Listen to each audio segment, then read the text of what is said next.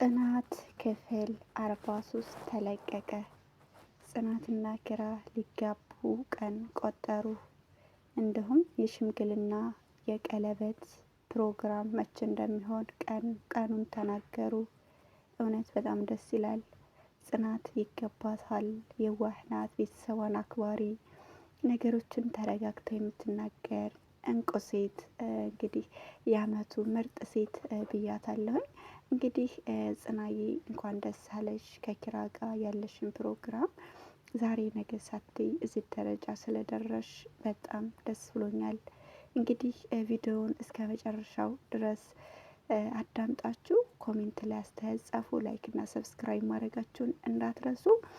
ሰርጋቸው መቼ ነው? እንዲሁም ሽምግልና የሚልኩት መቼ ነው? ቀለበት ፕሮግራሙስ መቼ ነው? የምትሉ በሙሉ እንግዲህ ቪዲዮውን እስከ መጨረሻው አዳምጣችሁ ላይክ ማድረጋችሁን እንዳትረሱ እነግራችኋለሁ ማለት ነው።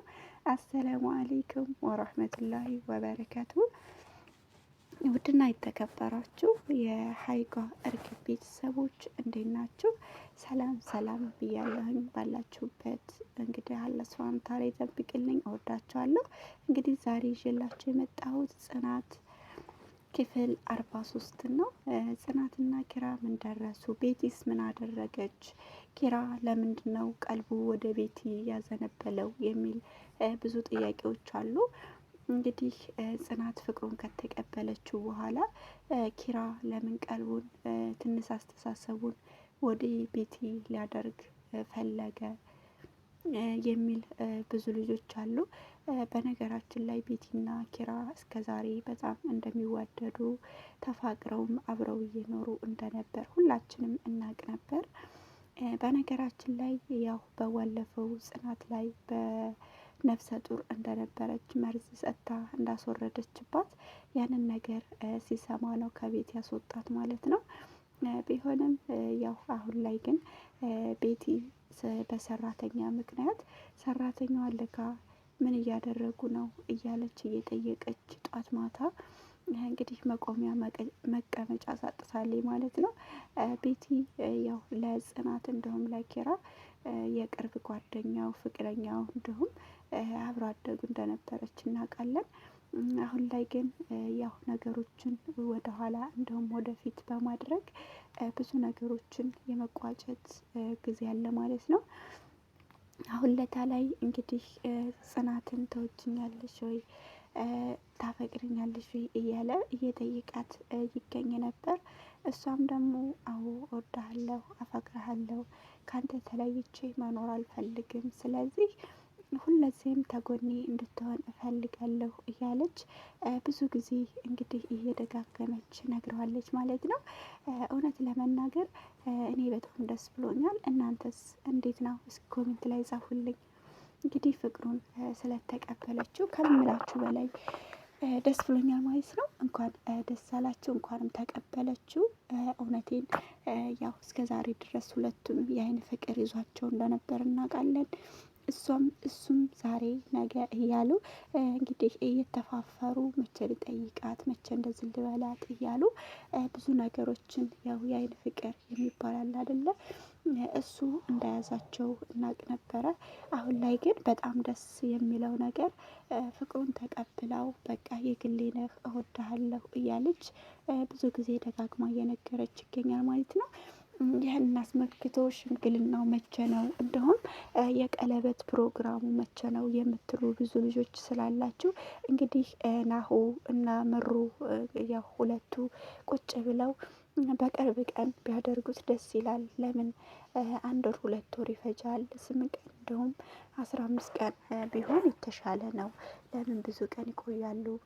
እንዲሁም ቀለበት ፕሮግራም ማድረግ አለባቸው፣ እንዲሁም ሽምግልና መላክ አለባቸው እያለች ምሩም ለናሁ እየነገረችው ነበር። ናሁም እንግዲህ ያው ቀልዱ አይጠገብም። ዛሬ ነገ እያሉ ነው ማለት ነው። እውነት ለመናገር በጣም ደስ ብሎኛል። የምሩ እንዲሁም የናሁ ወዳጆች ናሁና ምሩ አሁንም ይጣመሩ የምትሉ በላይ ከሳይ ማለት ነው። ናሁና ምሩ በጣም ይዋደዳሉ። ሁለቱም ማስተዋዎች ደስ የሚሉ ልጆች ናቸው። እንግዲህ ያው የእነሱ መዋደድ መፋቀር በአንድ መሆን ሁላችንንም ሊያስደስተኝ ይችላል።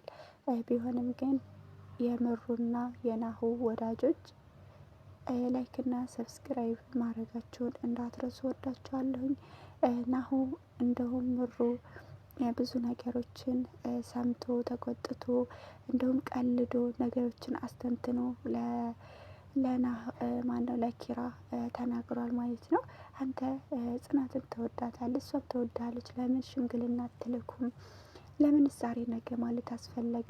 እያለው ብዙ ጊዜ እየተናገረው ነበር ማለት ነው። እንግዲህ በዚህ ቪዲዮ ላይ የጽናትና የኪራ የቀለበት ፕሮግራሙ ያው እንግዲህ በቅርብ ቀን ሊያደርጉት ወስነዋል ማለት ነው። ዛሬ ነገ እንደውም በ8 ቀን ውስጥ ለማድረግ ቃል እየገቡ ይገኛሉ። እንግዲህ የጽናት እንዲሁም የኪራ ቤተሰቦች ሁላችንም ነገሮችን ለማየት ለመስማት ቸኩለናል ማለት ነው። መቼም ሁላችንም ጽናትን የማይወድ ሰው የለም። በመቀጠል ያው እንግዲህ ደስ የሚል ነገሮች እያደረጉ ይገኛሉ።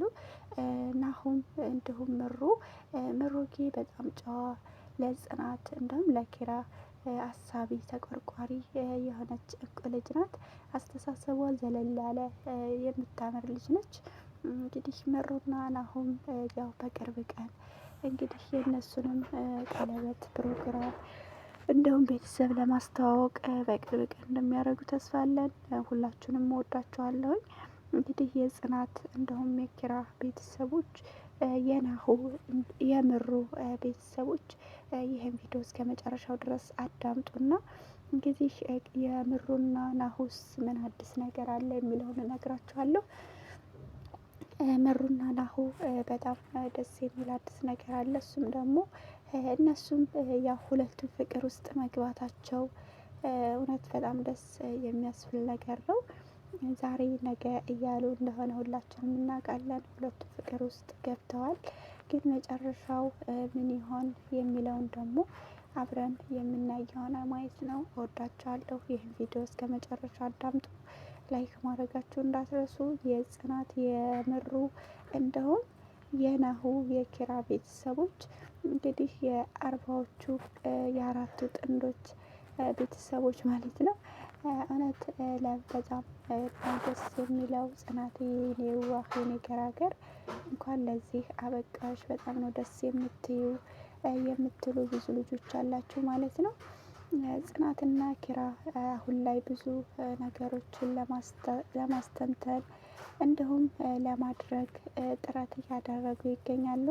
አሁን ላይ ግን በአንድ ለመሆን ምን ወደኋላ አስባላቸው የሚሉ ብዙ ጥያቄዎች ይመጣሉ። እነሱ ወደኋላ ያሉበት ምክንያት የለም። ያው ፍቅር መጀመሪያም ሲይዝ ትንሽ ያው አይናፋርነት፣ ወደኋላ ማሸግሸግ፣ ብዙ ነገሮች ወደኋላ ለመራቅ ይሞክራሉ። አሁን ላይ ግን በጣም ደስ የሚል ነገሮች አሉ ማለት ነው። እወዳቸዋለሁኝ፣ አከብራቸዋለሁኝ። በቀጣይ ቪዲዮ ደግሞ አዳዲስ ነገሮችን ይዤላችሁ እመጣለሁ። እወዳቸዋለሁ። እንግዲህ ያው በመቀጠልም ብዙ ነገሮች አሉ። እነሱንም የማስተንተን የማድረግ የመሙላት ሳቢያችሁ ከእናንተም ጋር ሊሆን ይችላል። እንግዲህ የምሩ የጽናት ቤተሰቦች ይህ ቪዲዮ ያው ሽምግልናና ያው የቀለበት ፕሮግራማቸውን ለማሳካት ዛሬ ነገ እያሉ ይገኛሉ። እወዳቸዋለሁ። በቀጣይ ቪዲዮ አዳዲስ ነገሮችን ላኩልኝ። በመቀጠልም ቆይታችን ይሄን ይመስል ነበር። ያው እንግዲህ እንደዚች ልክ እንደ ልብ ቅርጽ በአንድ በር የሚታዩበት እንደውም የራሳቸው የሆነ ፕሮግራም ይኖራቸዋል።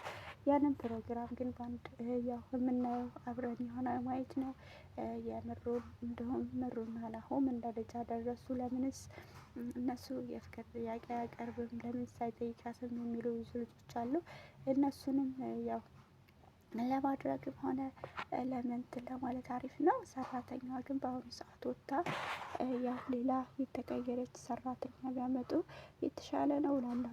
እንደኔ ብዙ ጊዜ ምን ሰሩ፣ ምን በሉ፣ የት ወጡ፣ የት ጠጡ እያለች ብዙ ነገሮችን ያው ከኋላቸው እየተከተለች ትገኛለች ማለት ነው። እሱም ደግሞ ይሄ አግባብ እንዳልሆነ እናውቃለን። ምሩ እንደውም የናሆ ቤተሰቦች ብዙ ነገሮችን ለማድረግ ለመስራት ብዙ ነገሮችን ለማሰብ ለማድረግ እየወሰኑ ይገኛሉ። እንግዲህ ምሩ ናሆ ኪራ ጽናቱ ነው እንግዲህ ይህችን ሰራተኛ ጽናት አሁን በክትትሉ እያደረገቻት ነው። ምን እያደረገች ነው? ምንድነው የምታወራው? ለምንስ ቁጭ አትልም? ለምን እኛን ትከታተለናለች? እያለች ብዙ ጊዜ ጥያቄ ሆኖባታል ማለት ነው።